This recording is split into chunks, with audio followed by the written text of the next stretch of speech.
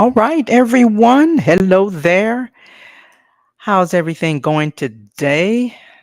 I hope you're having an amazing day thus far. So, I want to welcome you to another episode of the Organizedpreneur podcast. And let me make sure that I am live because this actually streams live on Facebook. And as you know, it doesn't stay there because Facebook removes live. So you do want to check it out. If you're interested, go to my YouTube channel, as well as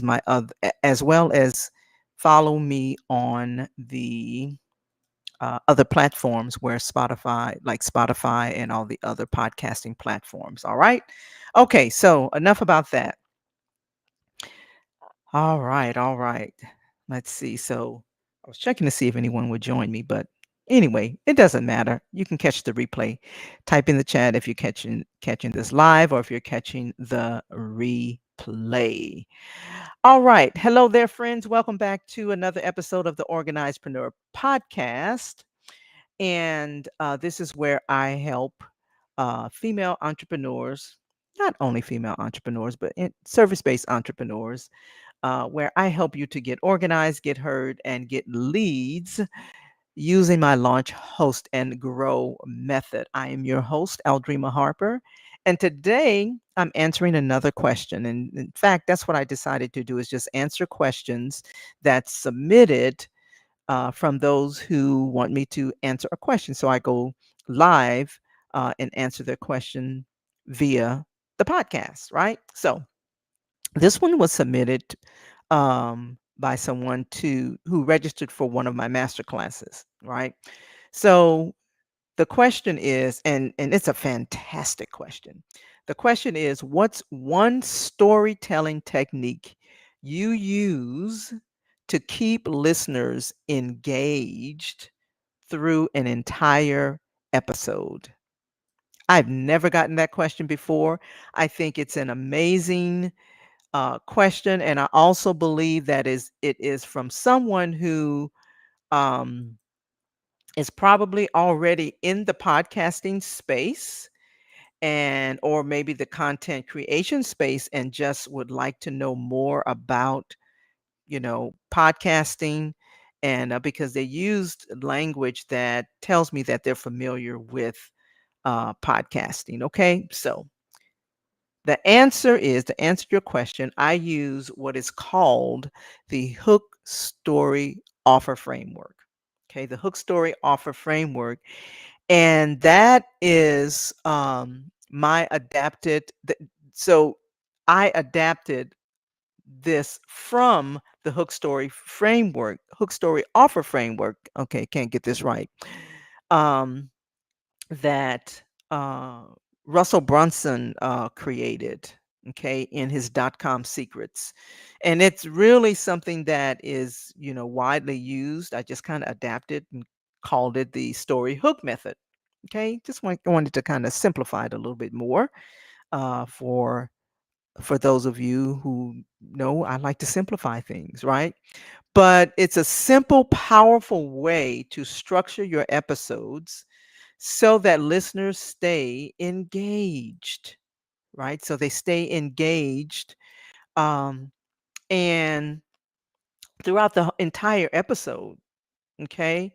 And so they stay engaged from your very first sentence all the way through the final call to action, okay?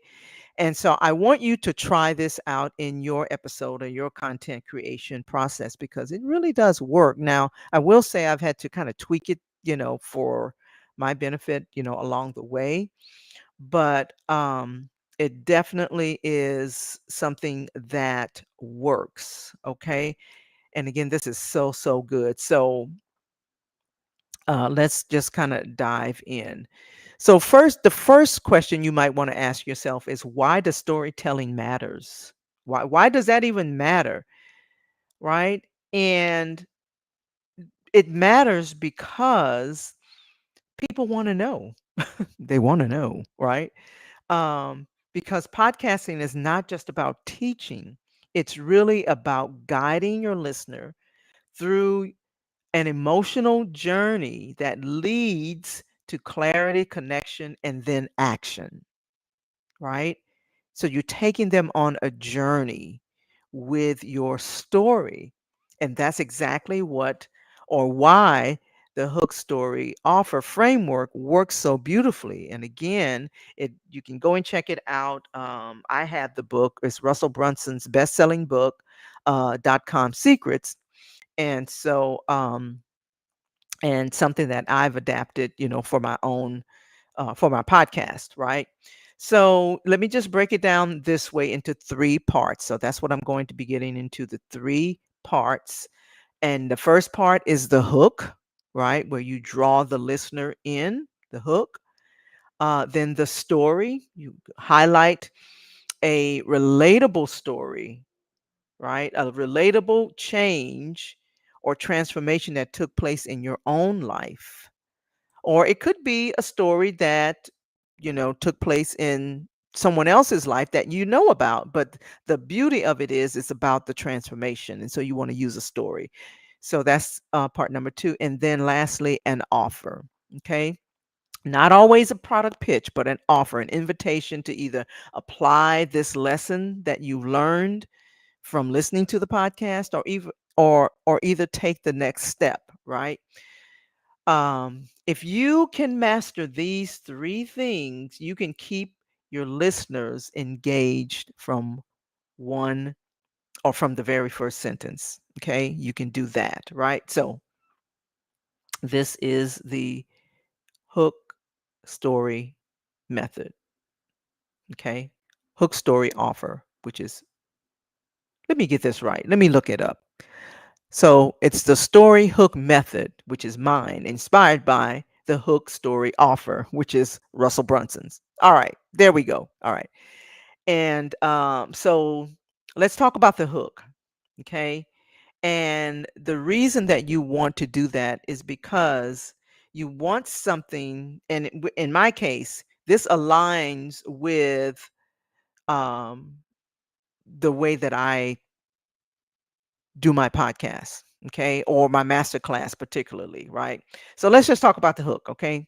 So the hook is where you pull people in immediately. This is where the listener starts to lean in, okay? They you have their attention, right? It's before the hook is before the brain decides to just scroll to something else, right? That's the hook. You want to bring them in, right? It could be a micro story. It could be a surprising fact if you never thought about that, or it could be a very bold statement, um, and or it could be a question that creates curiosity, right? So mine today is like a question: why storytelling matters. Why does this even matter? And again, it's because people, they want to know. They want to know. And here's an example. An example of one would be like, I almost quit podcasting after one episode and nobody knew. And here's the thing. Um, I didn't almost quit. I did quit. But it wasn't after one episode. It was after 12 episodes in my first podcast, which is Organize Your Enterprise. I launched my first podcast about back in 2013. Okay. But here's another example. Another example would be like, have you ever felt like you're talking on your podcast, but nobody's actually listening? Maybe I should have titled mine that one. Hmm. But what the hook does, it opens what psychologists call a curiosity loop. Curiosity loop. And humans are wired to close loops. We're wired that way. Okay. So the curiosity loop. So that's the hook is designed to do that. All right. So I gave you an example of a curiosity or a hook, excuse me. I gave you an example of that, right? Again, micro story, a surprising fact, a bold statement, a question that creates curiosity. Okay. So that's number one, the hook. Number two, the story. This is where you show a change that, and because you don't want to just teach, but you share your story because you want to show a change. I just shared a little bit about, with my opening hook, I launched my podcast, but I almost quit. Not only did I almost quit, I actually did quit. But I've launched two other podcasts since that, but we won't get into that. But the story is actually the hook, or excuse me, the heart of the episode, right? The story should reveal a relatable change, because listeners need to hear themselves in the journey. They when they when you get them with the hook and then you share your relatable story, right? Then you're kind of they're more likely to lean in, right? They're more likely to lean in. And it could be, a mistake that you made. It could be a lesson you learned. It could be a shift in your perspective. It could be a client transformation. It could be a moment that forced you to get clarity on something, right? It doesn't have to be long, but it should be honest and emotional enough that listeners will lean in. So when Russell Brunson teaches this in his .com secrets, he emphasizes that the story is not just entertainment.